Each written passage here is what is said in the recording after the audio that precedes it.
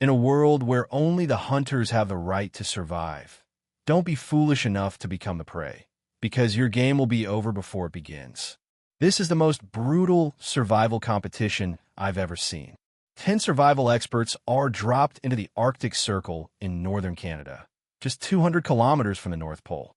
Winter temperatures can drop to minus 40 degrees Celsius, and the land is crawling with fierce predators. The last one standing will take home a $500,000 prize.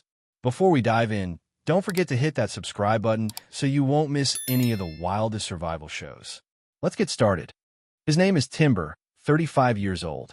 This is his first day here, and he's incredibly excited to explore, well, except for the bears.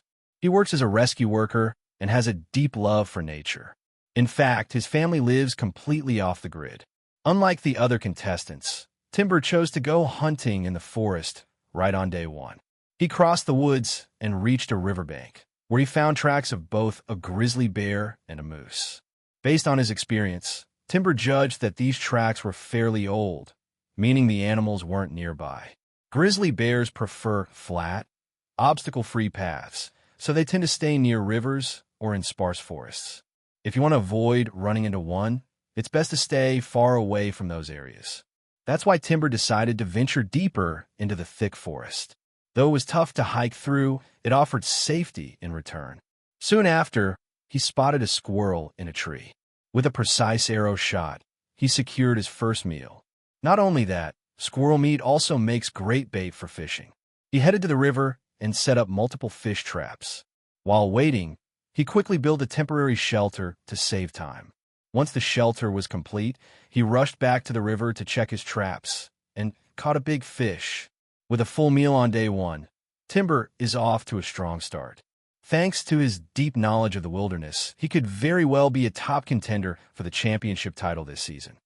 In front of you is Sarah, 49 years old. Before marriage, she was a vegetarian and strongly opposed hunting.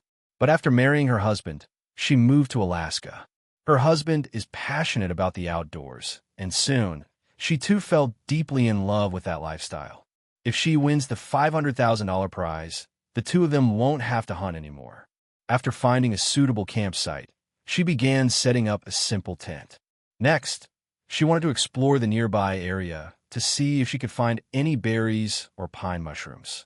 Berries weren't too hard to find here, but they weren't nearly enough to survive on. If she wanted to win this competition, she needed to stockpile as much food as possible before winter came. A little while later, she discovered a lake, perfect for setting fish traps. To her surprise, there were also beavers living there. If she could catch one, she'd have both protein and fat. Unfortunately, she hadn't brought her bow with her, so all she could do was watch the beavers happily swimming on the surface. This is Dusty, 35 years old. He planned to build his shelter deep in the forest, as it would help block out the cold wind. Dusty is a welder by trade, but in his free time, he loves being outdoors, hunting, fishing, and practicing wilderness survival. This is his first time this close to the Arctic Circle. If he can win the competition, he wants to use the money to improve his family's life. To survive long-term, he knows he needs a proper, sturdy shelter. He started cutting nearby branches and began designing his cabin. Each log was carefully and neatly placed. After more than 2 hours of hard work, the structure was complete. Now, all he needed to do was cover it with an insulating thermal blanket, and it would be perfect. It's day 2 for Peter, 43 years old. He woke up from a good night's sleep, feeling a bit disoriented as this is his first time joining the competition. He hadn't found a water source yet, so he was extremely thirsty. He tried to start a fire to boil water, but due to the humid climate, no matter how many times he tried, the flame just wouldn't catch. That meant Peter had to head out and look for dry tinder to help ignite the fire. Peter is an avid reader and enjoys outdoor sports. He's a black belt in Brazilian Jiu-Jitsu, and most of his wilderness knowledge was learned through books and then practiced step by step in real life. After some searching, he discovered a small pond near his camp, perfect for fishing and collecting water. On his way back, Peter spotted a pile of bear droppings. Though it wasn't fresh, it was a clear sign that the area wasn't completely safe. Without a fire to protect himself, humans stand little chance against such predators. Fortunately, after finding enough tinder, Peter was finally able to start a fire and boil water for drinking. On day 2, Dusty started looking for food, but only managed to find a few wild rose hips. They didn't offer much starch, but it was still better than going hungry. Around his camp, he constantly heard the sounds of squirrels in the forest, so he rushed back to grab some wire and set up a snare trap.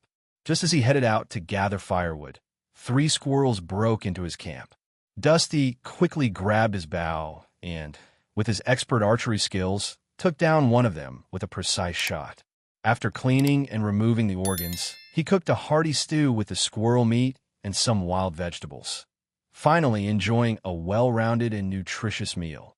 Sarah was building herself a conical tent, an ancient structure used by nomads for thousands of years, known for its durability and effectiveness.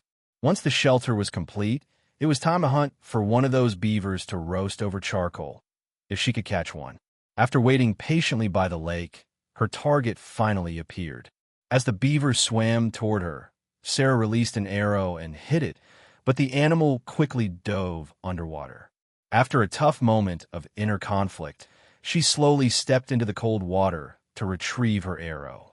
Unfortunately, the beaver had escaped. It's now day 3. The man in front of you is Jake, 42 years old, a professional falconer. Jake's father taught him everything he needed to know about the wilderness, so he's skilled in hunting and fishing techniques. However, luck hasn't been on his side. He lost both his fishing hook and line shortly after arriving. He's been searching for days with no success. Now, he has no choice but to weave a net from cord to trap fish. After completing the net, he headed to the lakeshore, placed it in the water, and returned to camp to wait. Today, Peter began building his shelter. What do you think about removing the bark before constructing a camp? Let me know in the comments. After more than 3 hours of non-stop work, the frame of his shelter was complete. The structure looked like a giant steamed bun. He then crafted a simple wooden bed, layering some leaves to use as a pillow. Now he just needs to cover it with a thermal tarp, and it's done. Jake spent an entire hour trying to make fire. He's the only contestant without a fire starter. But thanks to his skills, he was able to spark a flame. Here's how he preserves his charcoal. He crushes it and stores it in a birch bark container, sealing it tightly. His belt is made of metal, and by creating friction, it can generate sparks. When those sparks land on the preserved charcoal, it ignites. That's how Jake makes fire and stores his fuel. Afterward, he headed to the river to check his net, but unfortunately, there weren't any fish. Suddenly, he heard the sound of a beaver. Jake broke off a tree branch and placed it near the water to lure the beaver in, then quietly hid nearby to wait. Let's see what happens next. Timber came up with a bold idea. His waterproof quiver could double as a temporary water container. This would allow him to travel farther in search of food without worrying about dehydration. But first, he needed to make a new quiver to carry his arrows. He took a piece of leather from his gear and skillfully crafted a simple yet highly effective quiver, lightweight, durable, and capable of holding multiple arrows. Soon after, Timber headed toward the riverbank, where he spotted tracks from various animals scattered all around. What really got him excited were the fresh moose tracks, his favorite prey. If he could take down a large moose, it would lay a solid foundation for winning the competition. He quietly ventured into the forest and came upon a large swamp, a place moose are known to frequent. There, Timber began imitating the call of a moose. To his surprise, it actually worked. A mature bull moose appeared, slowly making its way toward him. Timber moved gently, continuing to call out to lure the moose in. As it drew closer, the moose finally entered his shooting range. But overwhelmed by adrenaline, his hands started trembling, and the first arrow missed. The moose flinched but didn't run. Timber tried to step a little closer for a better shot. Unfortunately, by now, the moose had become suspicious. It turned and bolted into the forest. Missing such a golden opportunity was disappointing, but Timber remained composed. He knew he needed to take a deep breath and stay calm for the next attempt, because victory doesn't come to those who rush. Finally, someone has managed to hunt down a giant moose. Can you guess who it is? Was it Timber who pulled it off? Who among the contestants will survive this brutal survival challenge through the harsh winter? And who will have to say goodbye? All of that will be revealed in the upcoming episodes. So don't forget to subscribe to the channel to catch the latest and most exciting survival updates. See you again at 7 p.m. every day. Goodbye for now.